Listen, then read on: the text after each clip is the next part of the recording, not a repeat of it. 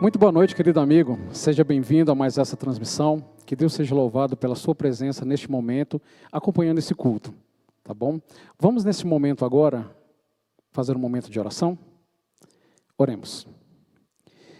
Querido Deus, Pai Todo-Poderoso, Criador dos céus e da terra, santificado e exaltado seja o teu nome para todos sempre. Gratidão, Pai querido, pela vida, pela saúde, pela paz, pelo pão de cada dia, pelas bênçãos que o Senhor tem derramado em nossas vidas, mesmo nesse momento de pandemia, Pai, mas o Senhor sempre tem nos acompanhado, nos guardado e nos protegido. Te peço agora neste momento as tuas bênçãos, durante este momento de louvor, é o que te pedimos e te agradecemos em nome de Jesus. Amém. Convido a você nesse momento a cantar conosco o hino 235, Hoje Sou Feliz. Cante mesmo aí sentado no seu sofá, ou cante mesmo aí no que você estiver fazendo e nos acompanhe neste momento de louvor.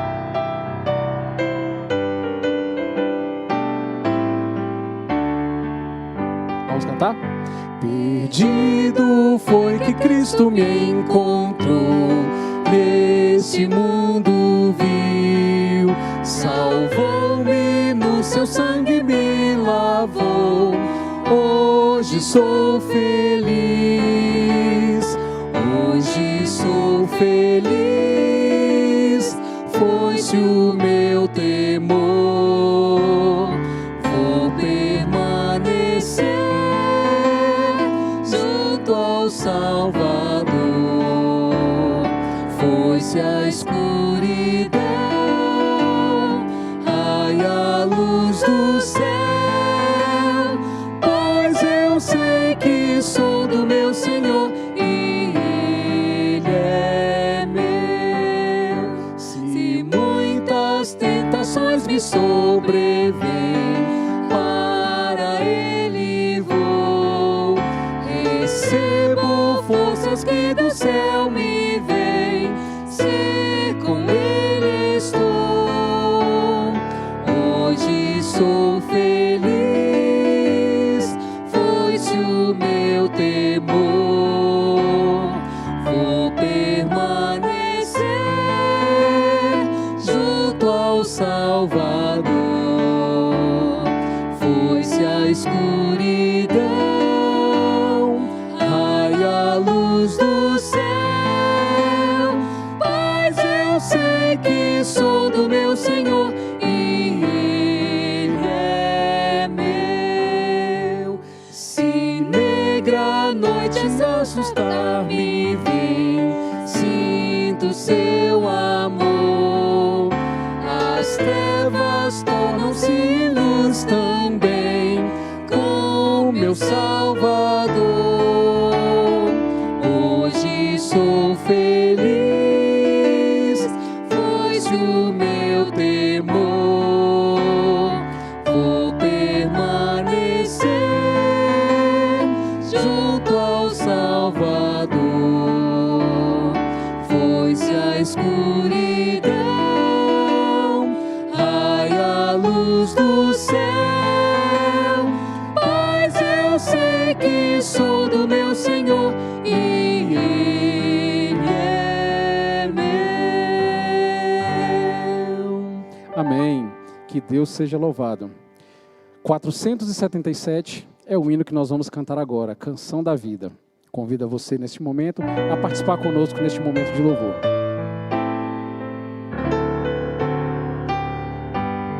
Todos juntos. Pai querido, obrigado pelos planos, grandes sonhos, especiais pra mim. Tu me guias nos caminhos dessa vida, ao teu lado nada faltará. Eu te amo mais que tudo, quando forte, quando fraco, ao meu lado estás. Agradeço, Pai querido,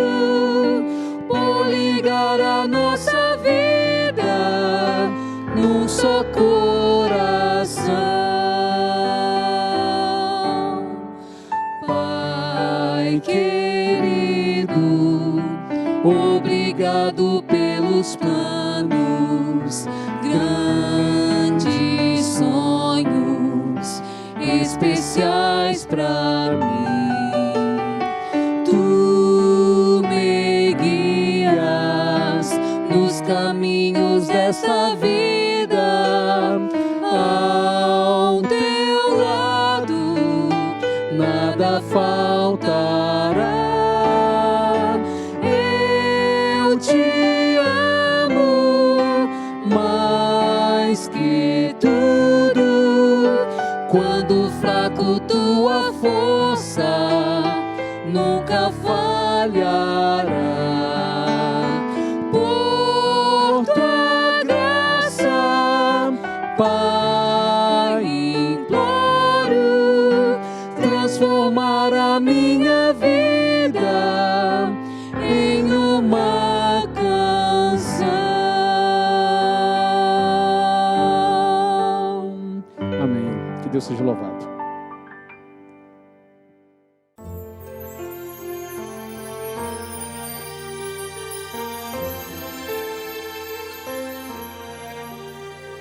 Preciso ser puro, pois há quem creia em mim.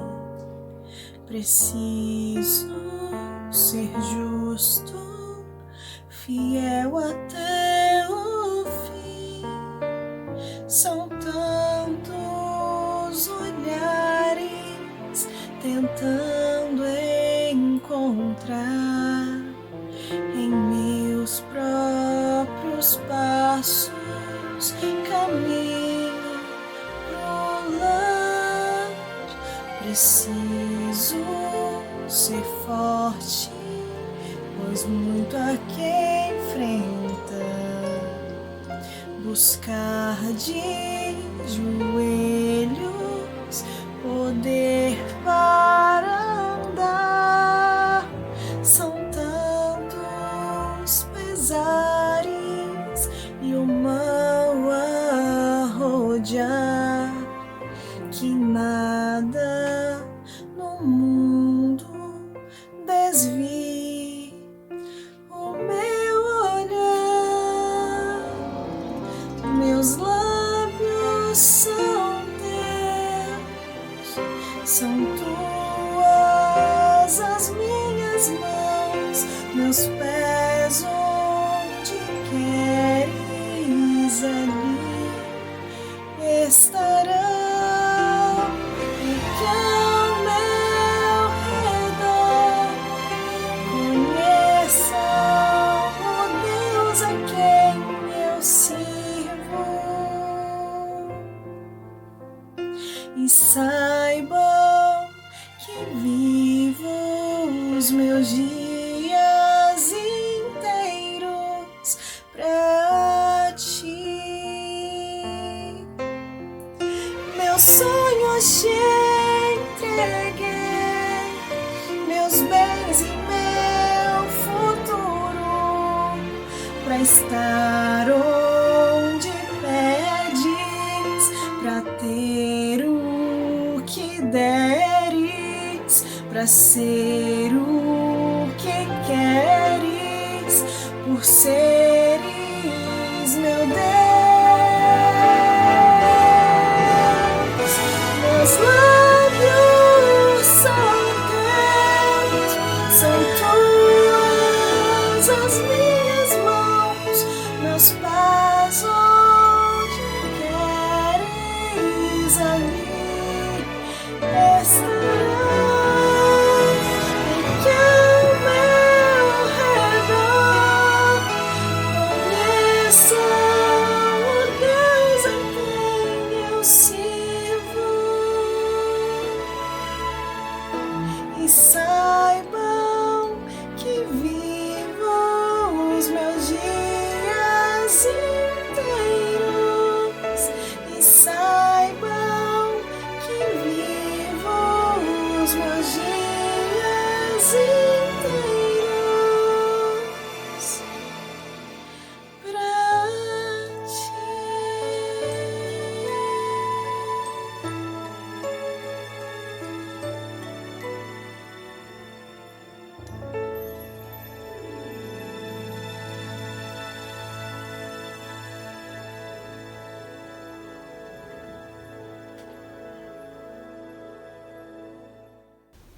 Olá amigos, tudo bem com vocês? Estamos de volta com os nossos domingos especiais, com os nossos cultos, onde nós estamos estudando o livro do Apocalipse, em especial o tema Apocalipse, Revelações de Esperança. E hoje nós vamos estudar um tema muito especial, um tema muito importante, e posso até dizer que é um dos temas de maior polêmica no meio cristão. Mas antes de iniciarmos a mensagem de hoje, convido a você que feche seus olhos e juntos nós iremos orar a Deus. Vamos orar então? Senhor querido, obrigado por este dia, obrigado por teu cuidado, obrigado por tua proteção. Nós vamos estudar a tua palavra nesse instante. Nos auxilia com o Espírito Santo para nós entendermos tudo o que nós iremos estudar na tua palavra. Suplicamos e agradecemos em nome de Jesus. Amém. Muito bem. Como eu falei, o tema de hoje é um tema muito especial, é um tema muito importante e talvez um dos temas mais polêmicos dentro do cristianismo. Nós vamos falar sobre o fim da morte. Existe vida após a morte? O que é que vem após a morte? Podem os mortos, as pessoas que morreram, voltarem para se comunicar com a gente que estamos vivos? O que é que você acha? Pode ou não pode ter essa comunicação entre vivos e mortos? É justamente o que nós iremos estudar hoje. Talvez você já tenha ouvido aquele velho ditado que diz o seguinte: para tudo tem jeito, menos a morte. Mas o que eu quero te dizer é que existe sim um jeito para a morte. Que jeito é esse? Lembra do tema da semana passada, onde nós falamos sobre a volta de Jesus, sobre o milênio, sobre o que vai acontecer após o milênio? Então, aquilo ali é a solução para a morte. Tem jeito sim para a morte. Para o cristão, para aquele que é temente a Deus, para aquele que ama o Senhor Jesus, Ele prometeu a vida eterna. Mesmo que a gente morra, mesmo que a morte venha chegar à nossa casa, à nossa vida, existe sim a solução para a morte. Então, sem mais demoras, vamos para o tema de número 1. O que Jesus afirmou o que Jesus afirmou poder controlar? O texto está em Apocalipse, capítulo 1, versículo 18. Vamos ler? Apocalipse, capítulo 1, versículo 18, diz o seguinte: E o que vivo, eu que fui vivo e fui morto, mas eis que aqui estou vivo para todo sempre. Amém. E tenho as chaves da morte e do inferno. Jesus está falando o seguinte: olha, eu estava vivo, eu morri e voltei da morte. E eu que tenho as chaves da vida, da morte e do inferno. E a pergunta que eu quero fazer para vocês é o seguinte, além dessa outra pergunta que tem no nosso curso bíblico: o que é o inferno? Já ouviu falar sobre o inferno? O inferno é um local de tormento eterno. O inferno é um local onde as pessoas vão, onde há a morada de Satanás. O que será que a Bíblia fala sobre o inferno? O fato é, se você liga a televisão, ou se você assiste um filme, um desenho animado, um seriado, uma novela, o que você estiver assistindo, ou até mesmo em uma conversa informal entre amigos, existem várias opiniões sobre a morte. O que a mídia traz para nós é o seguinte: quando a pessoa morre, existe o espírito dela, e ele fica vagando por aí, e vem entrar em contato com o ser humano, e vem interagir com o ser humano. Mas o que é que a Bíblia vem falando sobre nós, para nós? E o detalhe, essa palavra inferno aqui, eu vou trazer um detalhe maior, mais detalhamento, mais informações sobre ela daqui a pouco. Então vamos para a resposta. O que Jesus afirmou poder controlar? E o que ele falou é o seguinte: Jesus tem as chaves da morte e da sepultura, capacitando e abri-las e chamar à vida eterna os salvos por ocasião da sua vinda.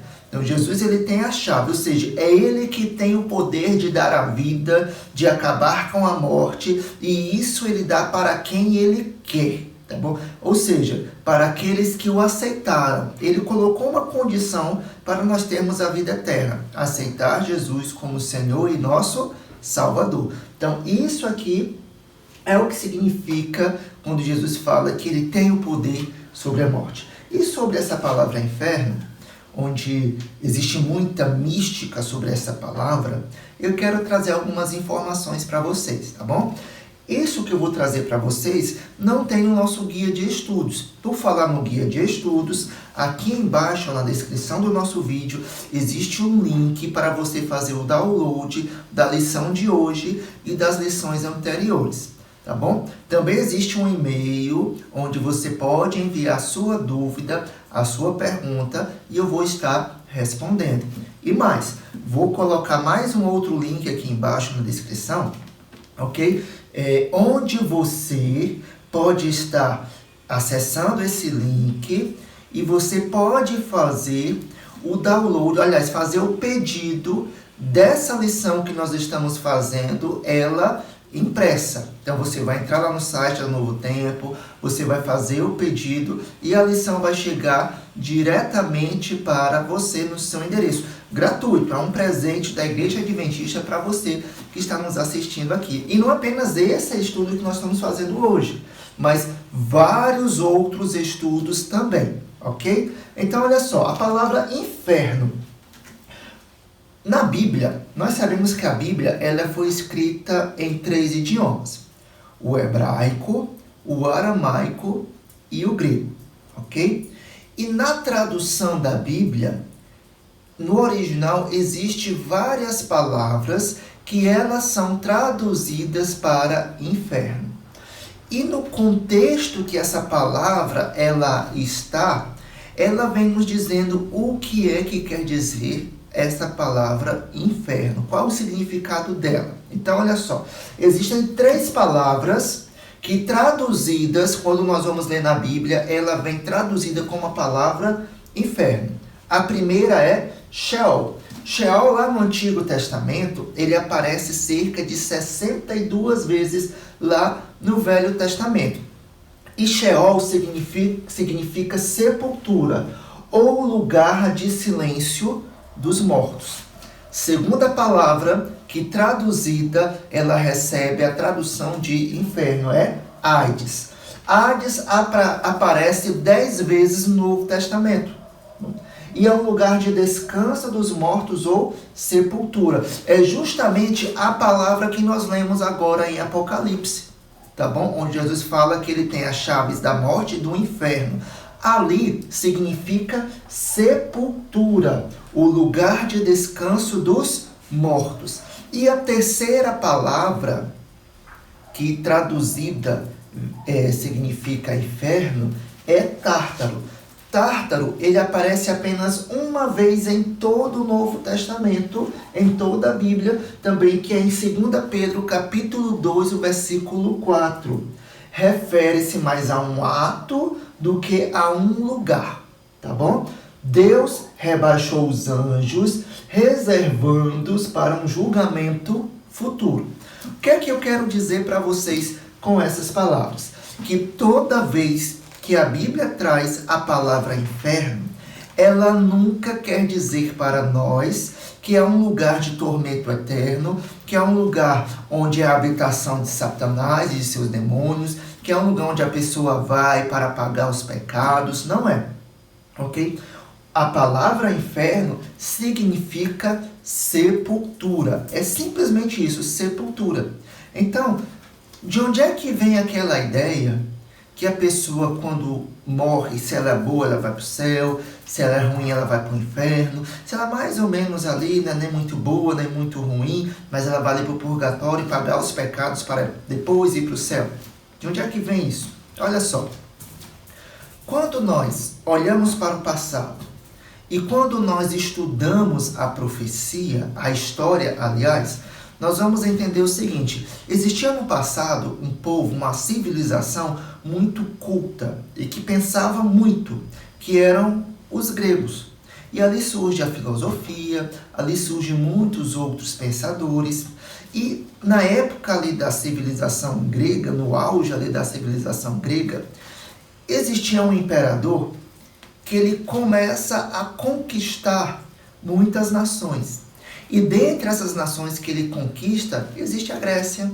E ele fica admirado pela cultura grega. Eu estou falando de Alexandre o Grande. E à medida que ele vai conquistando as nações, ele vai espalhando a cultura grega. E é na cultura grega, na filosofia grega e na mitologia grega que nós entendemos e que nós encontramos a ideia do mundo de Deus, do mundo dos homens e do mundo dos mortos. E quando a pessoa morre, a alma, o espírito, ele vai para o mundo dos mortos, que é justamente ali um local onde o espírito fica vagando, e é ali na mitologia grega onde há a interação entre o ser humano vivo e o ser humano morto, ou seja, entre os vivos e os mortos. E como ele foi espalhando essa ideia por onde ele foi conquistando, chegou até todas as civilizações e, consequentemente, a religião ela foi influenciada pela cultura e pela ideologia grega. Então, olha só, na Bíblia, nós não encontramos nada falando de um mundo dos mortos, onde os mortos vão habitar, onde os mortos vão ficar ali, interagir, ou que eles podem voltar e interagir com o ser humano. A gente não encontra nada disso. O que nós encontramos onde a Bíblia fala é que a pessoa, quando ela morre, acabou. Ela está ali na sepultura, esperando a volta do Senhor Jesus, que é o que nós vamos estudar daqui a pouco. Entendido isso aqui? Muito bem. Então, perceba que inferno significa unicamente sepultura. Se você tiver mais alguma dúvida sobre esse tema, ou se eu falei algo aqui que não ficou muito claro para você, envia um e-mail para mim, está aqui na descrição o e-mail, e aí nós vamos estar respondendo a sua pergunta. Pergunta de número 2 do nosso curso. Como é apresentada a criação do homem? Gênesis capítulo 2, o versículo 7. E diz o seguinte: E formou o Senhor Deus o homem do pó da terra, e soprou em suas narinas o fôlego de vida, e o homem foi feito alma vivente.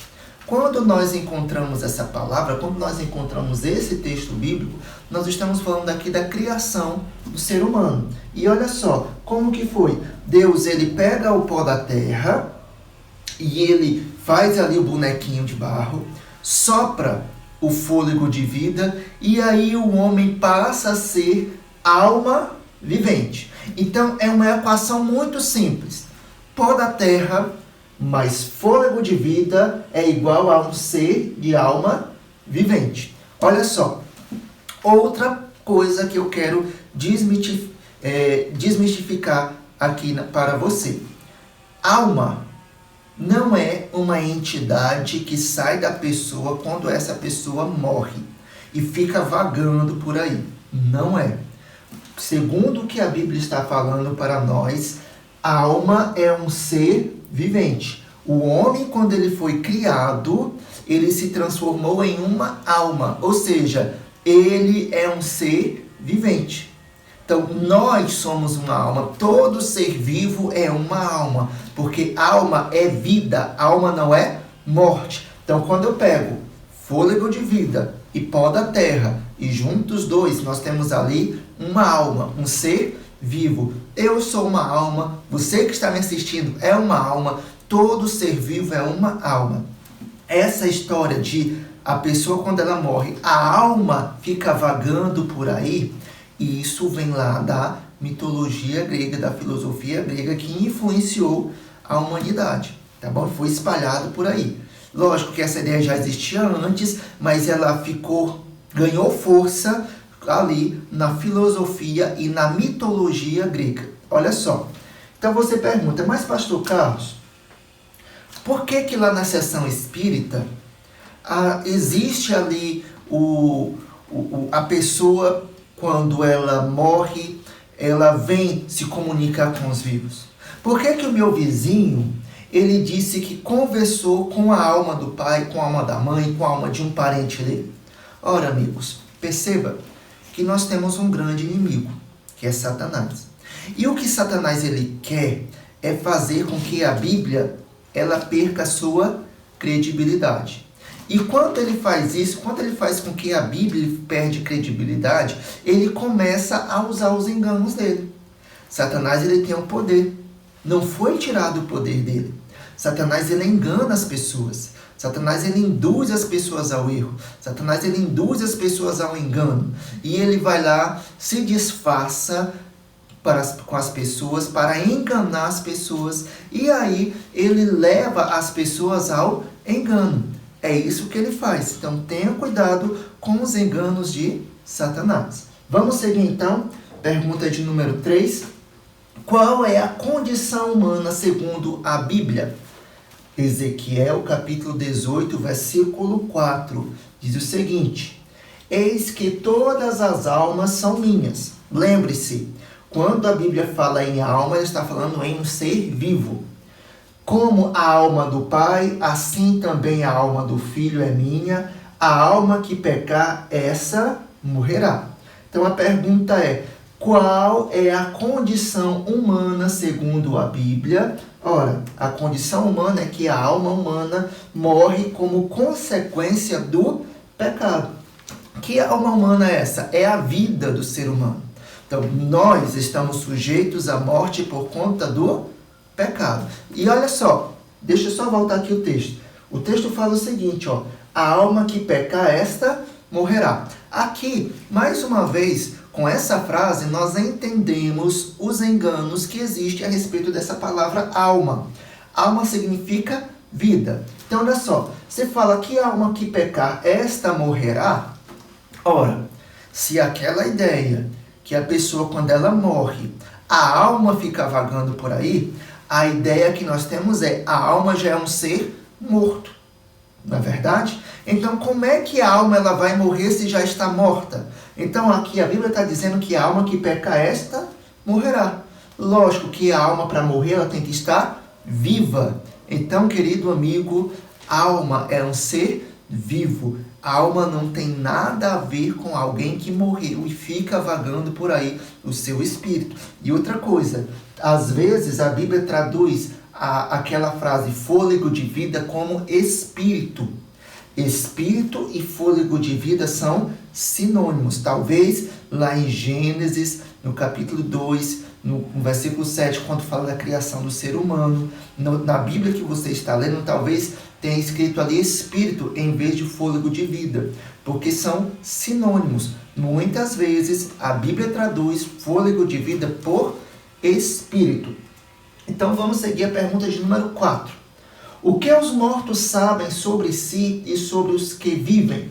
Eclesiastes capítulo 9, o verso 5 e 6, diz o seguinte: porque os vivos sabem que hão de morrer, mas os mortos não sabem de coisa nenhuma, nem tampouco terão eles recompensa, mas a sua memória fica entregue ao esquecimento. Também o seu amor, o seu ódio, a sua inveja já pereceram, e já não tem parte alguma para sempre, em coisa alguma do que se faz debaixo do sol. Então, o texto bíblico fala que os mortos não sabem nada. Nada. A pessoa, quando ela morre, o pensamento está no esquecimento. Ela não tem mais ação nenhuma nesse planeta. Ela não tem mais ação nenhuma sobre o ser vivo. Então, ela não interage.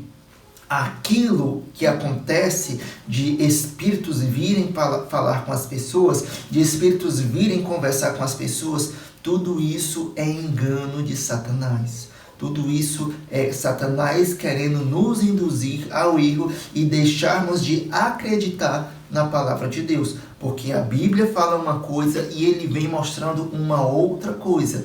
Cuidado com os enganos deste grande inimigo. Pergunta de número 5.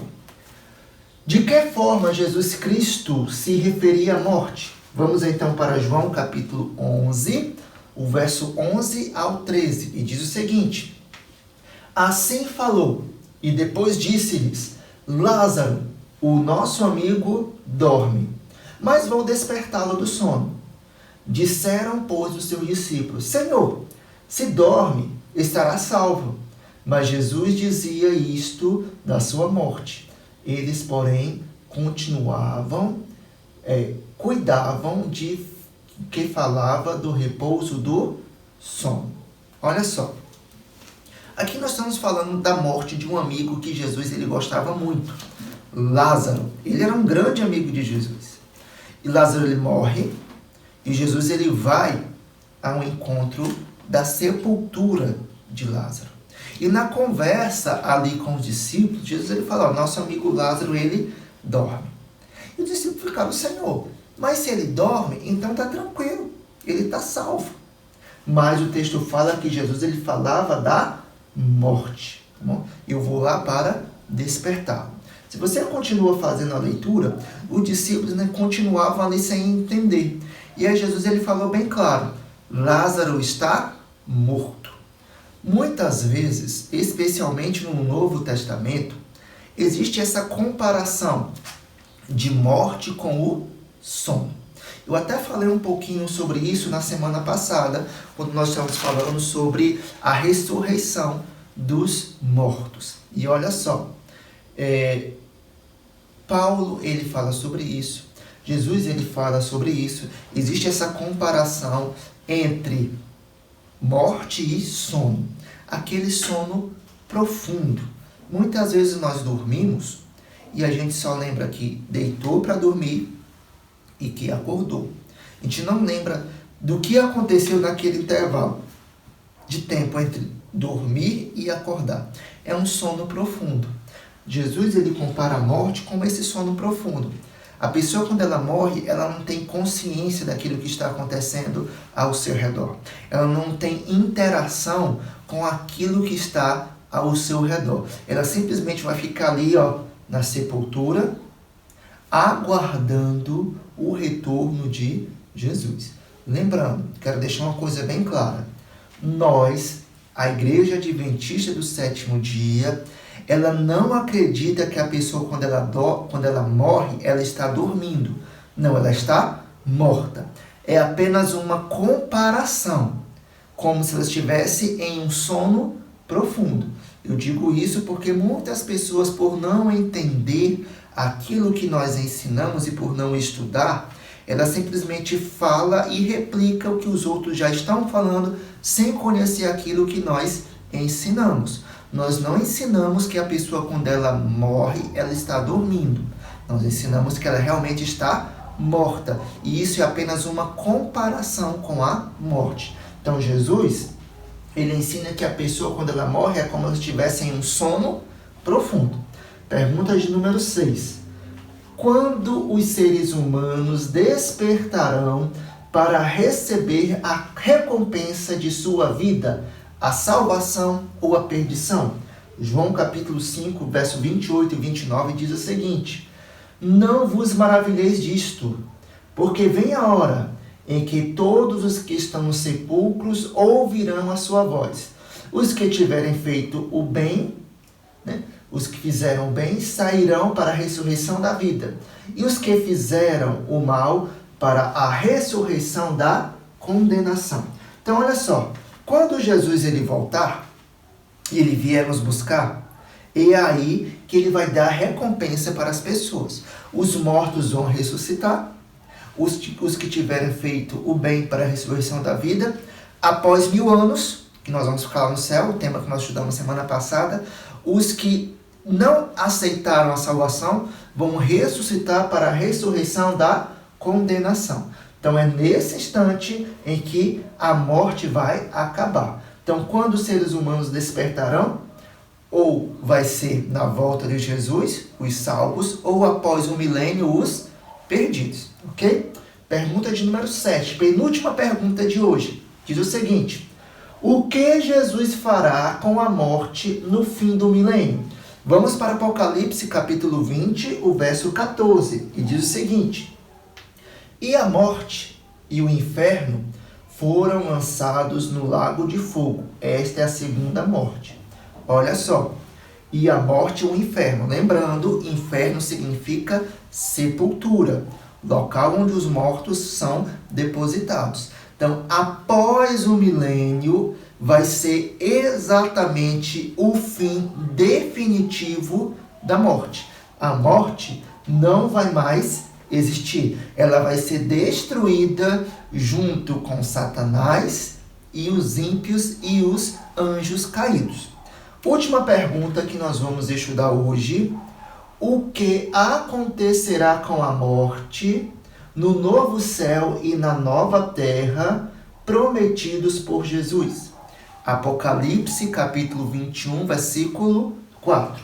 Diz o seguinte: E Deus limpará de seus olhos toda lágrima, e não haverá mais morte, nem pranto, nem clamor, nem dor, porque as primeiras coisas são passadas. Apocalipse, capítulo 1, versículo 4.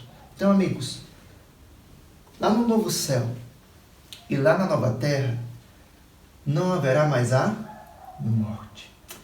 Sabe, eu sei que é difícil para nós, seres humanos, nós assimilarmos esse conteúdo da morte e até aceitarmos a morte também. Porque, apesar de nós sabermos que as pessoas irão morrer, a gente fica muito triste com isso. Hoje, no planeta Terra, nós já passamos dos 7 bilhões de pessoas. 7 bilhões de pessoas. Imagina só, daqui a 100 anos exatos, nenhuma dessas 7 bilhões de pessoas estarão vivas. Nós sabemos que a morte vai chegar, mas nós não nos conformamos com a morte. Sabe por quê? Porque Deus, Ele não nos criou para morrer.